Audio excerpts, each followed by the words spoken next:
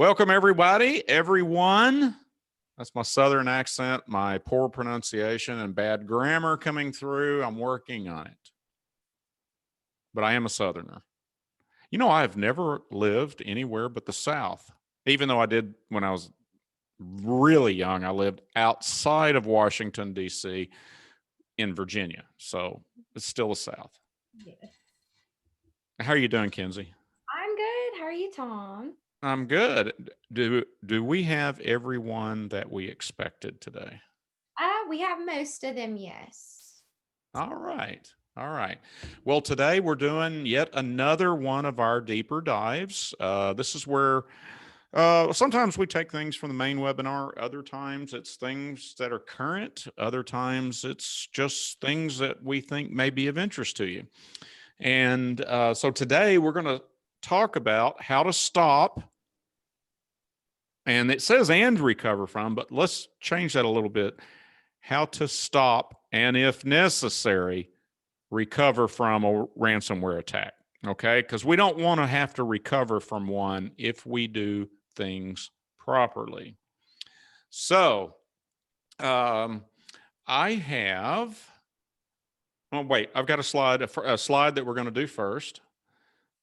And obviously you can tell we didn't do a run through on this. So this is very casual. If anyone wants to interrupt or use the chat box, if you want to speak and ask a question, just let someone know and Kenzie can open up your microphone. So this is these deeper dives are getting more and more casual and we want your participation. In fact, furthermore, we want to know what you're curious about when it comes to cybersecurity and having a real good defensive posture.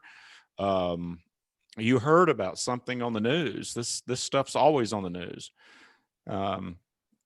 If you'd like to know something more about a specific attack or maybe a security warning that we've sent out or you've read somewhere, just let us know about those things, because ultimately this is for you guys. This is not for us. This is for you guys. Okay.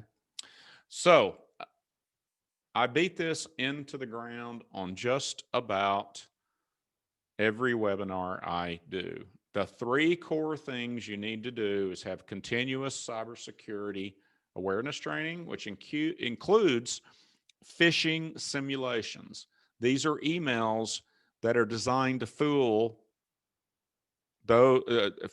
people inside your organization and test if they're likely to fall for a phishing scam, which is by far the most common way to distribute a ransomware attack. So if you don't even have continuous cybersecurity awareness training, you have to remember is you never want to get caught. You get an email from a vendor that says your account's been suspended, we're withholding shipments until you pay these outstanding invoices, or click on this link and go to your account now immediately. Anything that has a sense of urgency to it, be suspicious. Okay. Now, the obvious ones are poor grammar, misspelled words. It's not as common these days as it was just as recently as a couple of years ago. It doesn't matter if the attack is Chinese nationals or Iranian nationals or North Korean nationals. Their grammar and spelling and punctuation and everything is increased dramatically.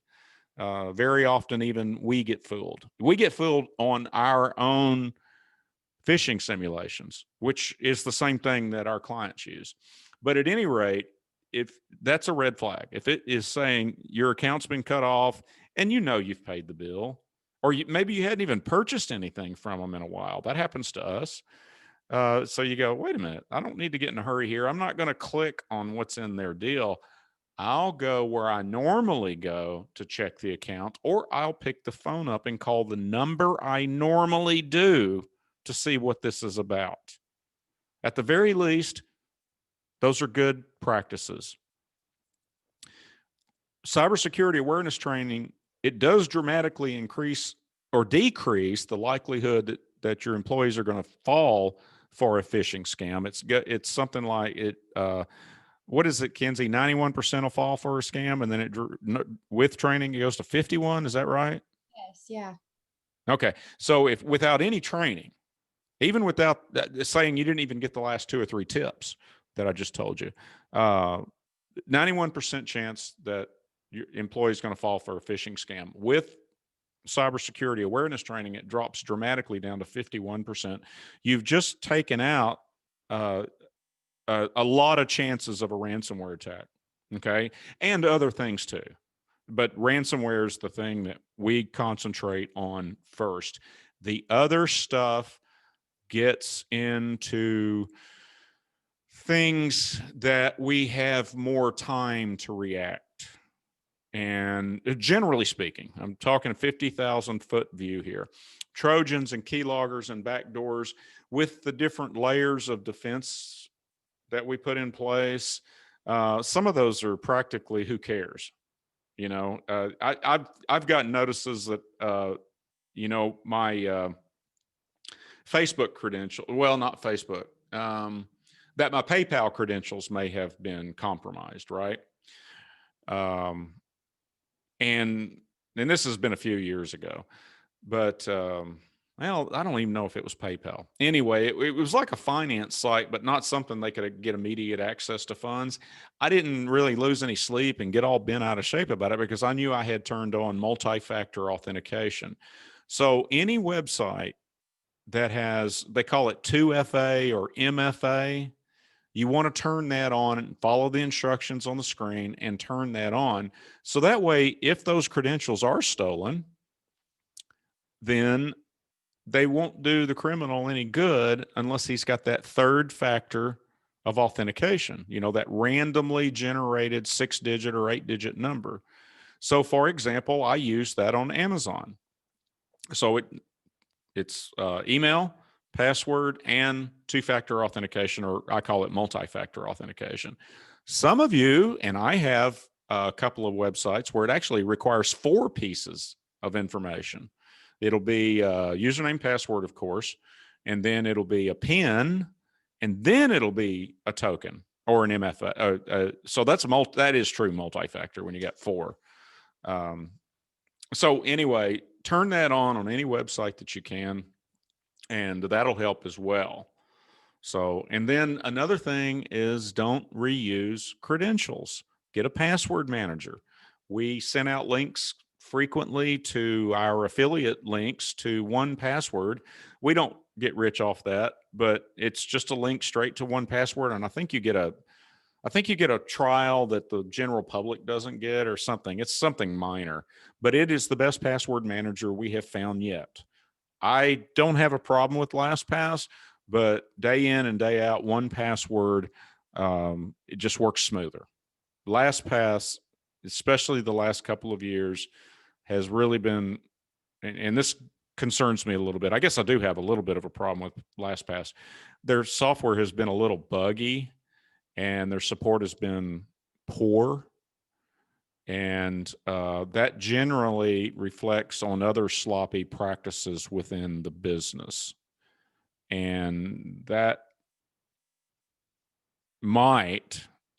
it leads me to be more concerned about their security practices. So at any rate, 1Password, or if you're using Apple products, I don't have a problem with you using the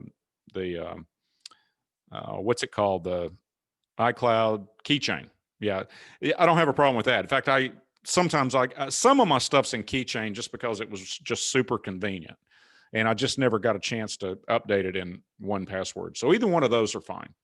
Don't use browsers at all to store credentials. Firefox, Safari, Chrome, Opera, I don't care what it is. Turn that off. Do not use browsers to store credentials. First of all, it's not even portable. It's only on that browser, on that computer, that device. If you use something like 1Password or Keychain, it'll cross-platform. It syncs up between all your devices. Okay, so it's a really cool way, and it generates unique credentials, so you don't have to remember what they are, and it stores them. Now, some people say, "Well, what if that gets hacked?" I'm going to cover that on a different webinar. it's a little too much to get into, but suffice to say, it's very unlikely. So, and they use very particular cryptology to, even if they did get hacked, it wouldn't matter. So anyway, on to endpoint protection, or EDR, endpoint detect and respond. If you're relying on antivirus to protect you from ransomware, it will not. It absolutely will not.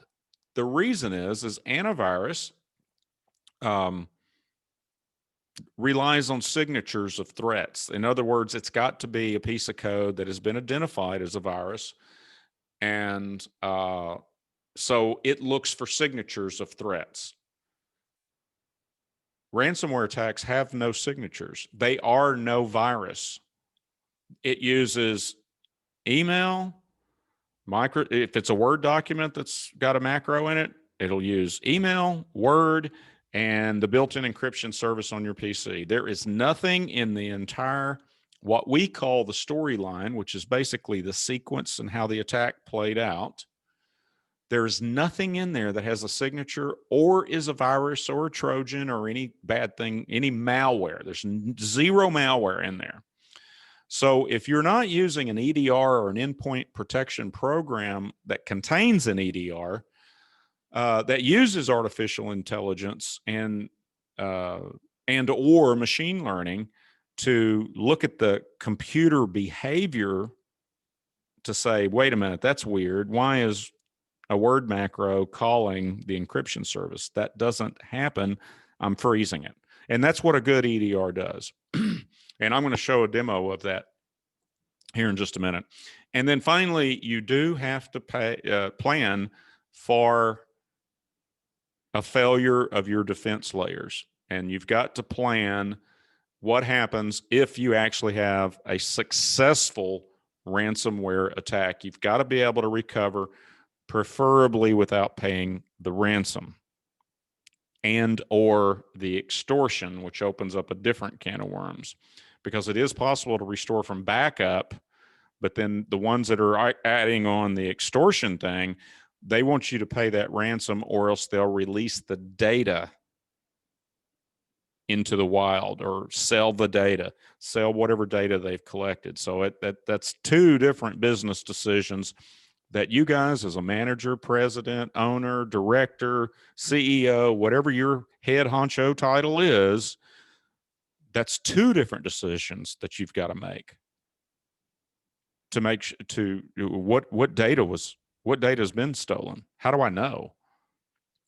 Because believe me, they will sell it. And the flip side of that is if you pay the ransom, they'll encrypt your files. And they won't sell it because it's a bad business model. And they're all about good customer service and doing, for lack of a better term, doing the right thing. You know, they realize that if they didn't unencrypt the files, the whole business plan that they've been using for 8-10 years now, it would all fall apart. No one would ever pay a ransom. So they understand that it's important that they unencrypt those files and not betray the agreement that they've made with their victim. There is ethics among thieves in a weird way. So let's look at a demo of a phishing thing. And if I've got this right, I should be able to. Oops, I don't think that's it. You still see my screen? Yeah. I may have to stop the share and yeah. What do you see my mail right there, or is it still the slideshow? I still see the slide. Okay. All right. Let me do this. Okay. So this is an actual, now what do you see? Your email. Okay. So this is actually sent to Kinsey. And if I can get my mouse over there, what's up? There it is. Okay. So this email was originally sent to Kenzie. We were scrambling to try to find a phishing simulation. So this is part of our security training. We periodically send out email attachments or emails that are phishing attempts to see if anybody in the organization falls for it. So if you look down here, it's from Dropbox, delivery failed, and it says, you've received a new document from accounting at customerportal.info. If I click on the view document, it then takes me, if I can get it over there. I know I've used computers before. Let me stop my share and get it over to the right one. Okay. Here we go. Okay, so this is what website it goes to. And remember, this is not a real phishing email. This is a simulation. So it's warning, you've fallen for a phishing simulation. It's got our, this particular one's got the logo of our MSP division, Kirkham.it. Thankfully, this was not a real phishing email, but an authorized test by your organization. One wrong click could open the door to cybercrime for your employer, your coworkers, or your loved ones. And that's absolutely true. So watch the training video. And it goes on in some more detail. What's the worst thing could happen? What's the very first thing? Ransomware. Financial losses. They can steal credentials to your bank accounts. Reputational damage, personal impact. You don't want it. And that's one of the great things about cybersecurity awareness training. It helps protect your people in their personal lives. You don't want them to have any personal struggles with identity theft or having all their money wiped out of their bank accounts. That creates a security event for the company. Because if you've got an employee that's all stressed out or they don't have any money, well, there's two things right there. As whatever your head honcho title is, there's two things right there that should raise red flags for the company. It's not personal, okay? If you've got a financially distressed employee, they may be looking to steal. It's not personal, but financial. I want everybody in everybody in my organization, to the best of my knowledge and ability, don't really have to worry about that. And that's the way all your people should be too. But if they're suddenly financially compromised, I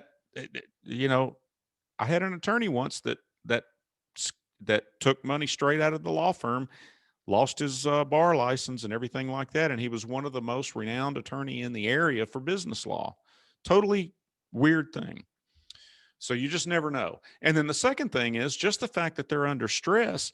Not only are they not productive, but more importantly, they're more likely to fall for a scam. So training them helps them in their personal lives and just makes everybody better and smarter and great team players. Okay. So let's watch the video. We got time, don't we, Kenzie? Yeah.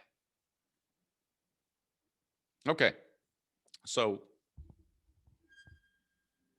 if you are watching this, that means you have fallen victim to a simulated phishing attack authorized by your organization.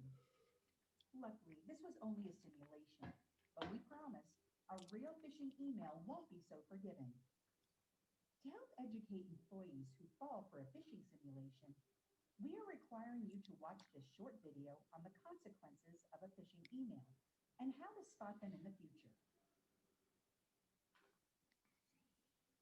Cybercriminals, i.e., the individuals who typically perpetrate these phishing emails, have been getting very clever with how they craft their content. okay, so you get an idea. They go through a training video. This one's a little bit longer than usual. It's, it's 10 minutes. So we don't really have time to sit here and watch this. And that's not the purpose of this. So let me stop that and move on to the next topic. But it trains them in real time that they fall in victim and correct their habits. Some of our, we've got 2 or 3 different educational methods now. And some of our others have different ways to go about doing this. So this is the main awareness training package that we're currently using. We're switching over. Well, we're adding another one that does more psychological training. So the urgency, there's some other tactics that go into it. So it's a little bit more advanced way to do training. So let's see, where were we? I didn't start my camera. Let's get back to the slideshow.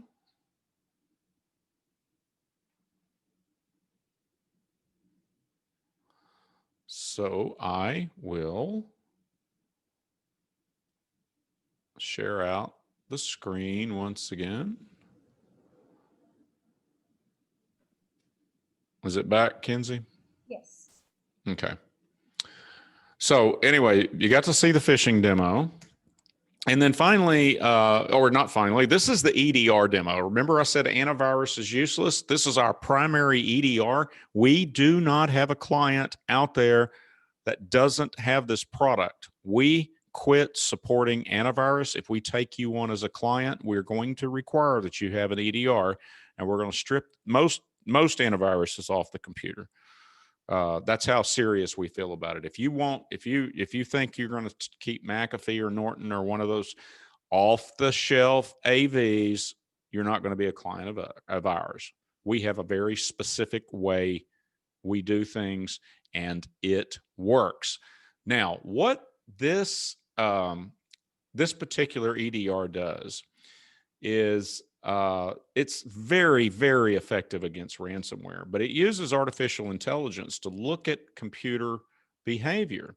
So in this demo, what it's doing is we're just detecting only just to show you how it works. Normally we say kill the process and fix everything if you can. So now I've got a victim machine here. So we're going to execute the Krylock malware. This is what happens if you open those file attachments, okay? It executes the ransomware attack or the encryption deal. The encryption occurs almost immediately on this computer because it only has, 20 files maybe? It searches the entire network. So we have actually seen victims take days to encrypt everything it can. Now, once it gets to this point, now it's found everything it can encrypt, and this is the screen that shows you what the ransom is. So now on our side, we go to our command center or the SOC, and we see a whole bunch of details about what is this, and we can look at a storyline. Remember I mentioned the storyline, which is how the attack plays out. We can see through visual analysis, this is where the entry point was. This was probably the attack vector, and we find that in a postmortem that you guys have heard me discuss before. Every security company does postmortems, even if the attack wasn't successful. We got to do a postmortem. That's why you hire us. One of the reasons. So here it goes into a bunch of technical stuff, behavioral indicators. Okay, these are indicators that artificial intelligence says this is not normal. This is an anomaly for opening a Word document. Why is a Word document calling encryption services? So it freezes it normally. Now this one went ahead and executed because we let it, okay? But it's, we normally, in default, in production, it will kill that process, all right? Now, this particular one, and it's the only one, actually will roll back an attack and unencrypt the files. It'll make it just like nothing ever happened. We rarely have to use this. Occasionally do, but it stops the stuff so fast and so well that it's pretty rare that we actually have to use the rollback command. You know, we haven't had a successful ransomware attack that we had to rely on backup since we've started using particularly this product, but adding all the other multiple layers of defense, because it is more than just one layer, right? So anyway, that you've got to get an EDR or an MDR, whatever. These are not only artificial intelligence, but they're also monitored by human beings in a security operations centers or in our command center. So you've got humans looking at anomalies. That doesn't happen with an antivirus. Consequently, you can't buy this stuff off the shelf. It has to be obtained through either a security or an infosec company like IronTech, or through an IT company that has a security division, or security is a big part of their business. All EDRs are not created equal. When a vendor with a competing product calls us and asks what we use, we say Sentinel-1, and the conversation usually goes something like, oh, okay, well, it's nice talking to you. So it's generally acknowledged as the best in the business, and they're a fantastic company. Where I'm really excited the things they've got coming forward. And so it's getting even better and better and better. So let's get to the, this is a virtual machine backup. It's instantly virtualized. This is your backup. This is in case the ransomware attack is successful, and the only way is to restore from backup. So this particular backup strategy actually backs up the entire machine to a virtual machine. That virtual machine can be turned on instantly if we have an on-site device, and or ran from the cloud halfway across the country. And it's all ransomware proof. So the way we protect, say, our accounting computer, which we only have one, well, two, three, two, something like that. But our main one, the one that actually gets the work done, we do both. We have a local VM backup that we can turn on whenever we want to, and a cloud-based one in case we have a catastrophic facility loss. So we always look at what happens to tornadoes, floods, hurricanes, terrorist attack. We want to have a backup strategy for that. We consider that in the backup strategy as well. So everyone knows a disaster. If you're in California or the West Coast, you've got wildfire issues. If you're in the South, or well, practically the whole country, you got flooding issues. Gulf Coast, East Coast, you got hurricane issues, all of these different natural disasters, and cyber attacks. You've got to be prepared, both from a geographical disbursement or distribution backup method, but also from a time-based, like how fast can you get back up and running? We can literally turn on a virtual machine of our accounting machine within minutes, and it picks up right where it left off, okay? So how does that look? How do we know this works? Well, every day I get a verification screen. If you're familiar with the lock screen on Windows, that particular garden is a scene that's built into Windows, and it's the lock screen. 8/37, October 15th is when that screenshot that gets emailed in. Now, what that means, that's a screenshot of a virtual machine starting up and running. So that means it's tested automatically each and every day. Now, in addition to that, IronTech also monitors backups with another automated tool. And then finally, we lay human being eyes each and every day, practically all day long, and monitor continuously for any backup failures. If you don't, first of all, it's really hard to do it manually, so you have to automate a lot of it. But if you don't monitor your backups, if your IT, say you outsource your IT, and it's usually time and materials, or what we call break fix in the business. If you're not paying them to monitor the backups and checking them to make sure they're there, you might as well not have any. Because you can't believe how many times I've seen those type of organizations go in and set a backup, and they just make a comment, says, well, you got to go here to check it. Well, most users don't. It's not the user's responsibility. It's the IT company and or the security company needs to check and make sure those are going to be there, because we don't know when there's going to be a tornado or a ransomware attack. I've got to count on that virtual machine being able to be spooled up from the cloud to make payroll, or to pay vendors, or to pay payroll taxes. I can't wait for a month for an accounting or bookkeeper to reconstruct all of our accounting files from a month earlier, even if I have a month earlier good backup from QuickBooks. I may not have any because they all got encrypted. Okay.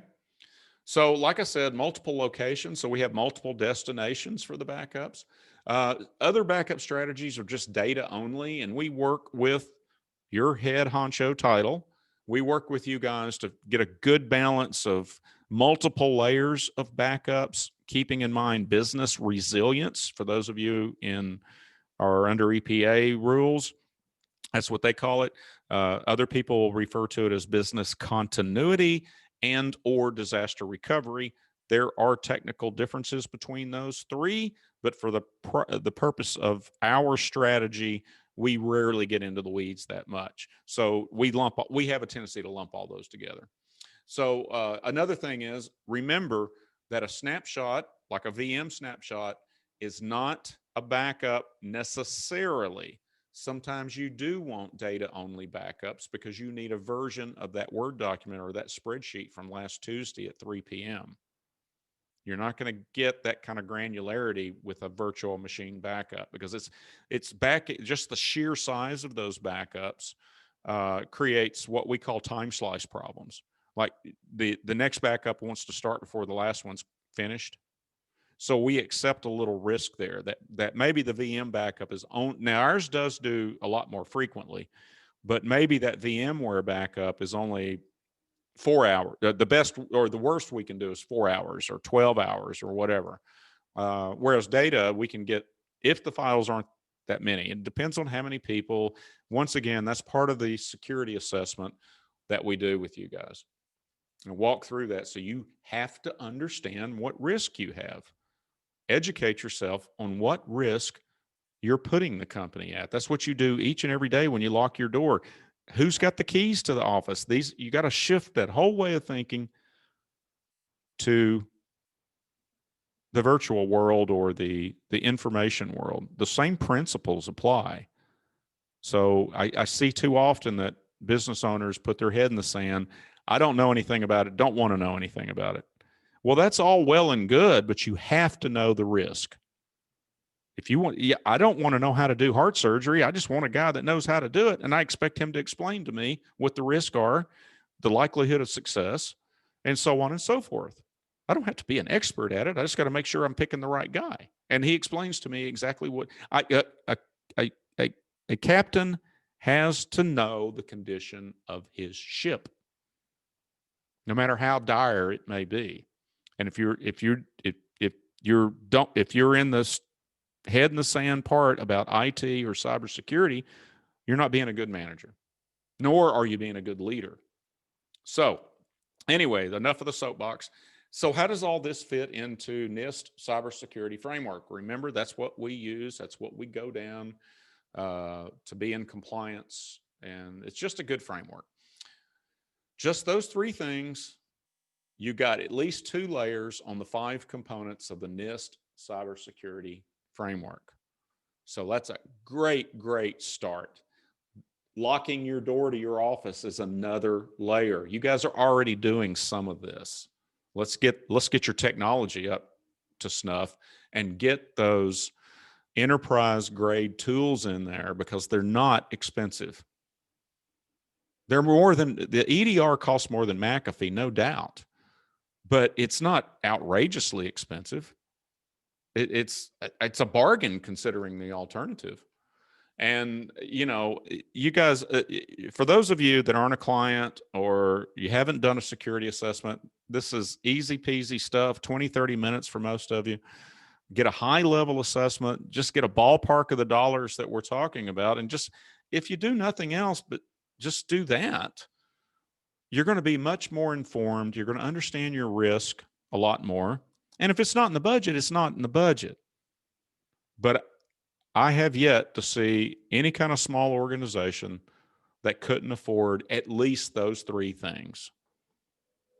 And I don't know what else to say. I'm amazed that we have any openings on our assessment calendars, actually. Anyway, do we have any questions, Kenzie, or did I leave something out? Because I'm a little over time.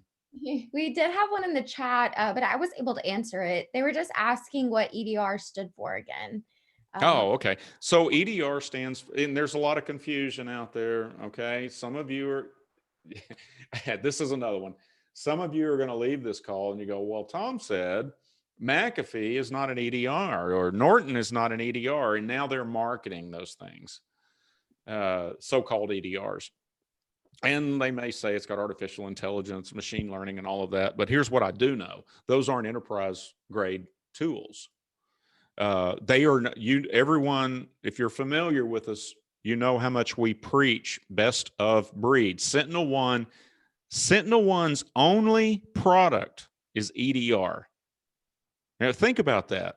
If you make only one thing, how good could you make it? I mean, just how incredible can you make it? Well, that's what we do. We do best of breed. Our secondary EDR, that's all they do. I don't think there's a tool in our toolkit, except for the training and the phishing sims. Those are usually almost always together, but that's security awareness training, and they kind of stand off on their own. But everything else in our arsenal is it's a vendor with a single product. They're best of breed.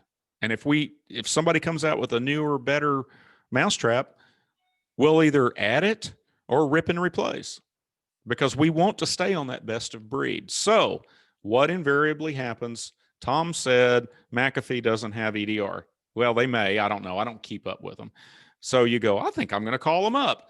So you call them up and they go, oh, yeah, we got EDR. And yeah, we got spam filter or whatever else that, if you've seen some of the other webinars on all these other different layers. And they're going to tell you they've got all that stuff. Now, you just, first, there's a couple of things you got to remember. None of it's best of breed. I've never seen any of those suite or those integrated solutions that are best of breed, or any one component was best of breed. And then second of all, there's nobody monitoring that stuff. There's no people involved.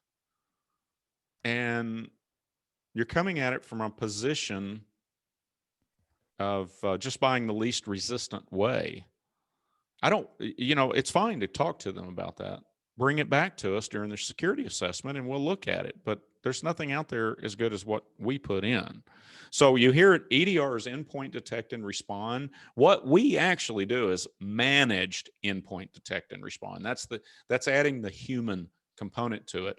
And then we're beginning to see more and more of this endpoint protection platform. And that's what Sentinel-1's starting to call theirs, but it's still just an EDR. It's the same EDR they've always had with, they're just saying, oh, well, this component is actually a platform. Anyway, some people think those terms are interchangeable. I don't think it's a good way to call it.